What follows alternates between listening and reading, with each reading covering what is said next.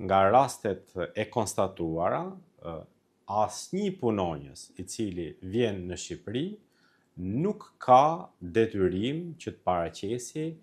apo të kryej më së paku në qendra shëndetësore apo klinika të cilat kanë një përgjegjësimë në raport me rezultatet që ato ofrojnë për këta punonjës të huaj.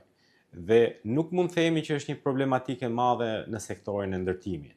por ajo që është më e rëndësishme dhe numri i tyre më i lartë është në sektorin e shërbimit, pra në hoteleri, në restorante, shumë së fundmi, kryesisht në sajte turistike, dhe të gjitha punonjës që vinë në vende dhe ku ne nuk jemi shumë sigur që kanë kryer kalendarin e vaksinimit apo jo,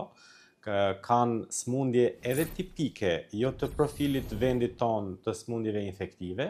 këta mund të jenë bartës dhe mund të jenë ata të cilët kthehen në spote infektuese për komunitetet të caktuara, të cilët më pas, dhe kjo është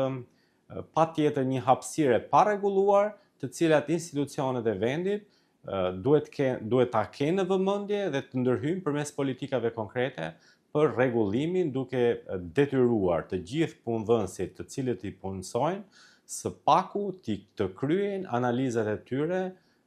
për të verifikuar nëse kemi të bëjmë me potenciale infektuese apo kemi garanci në ofrimin e standardeve të shërbimit që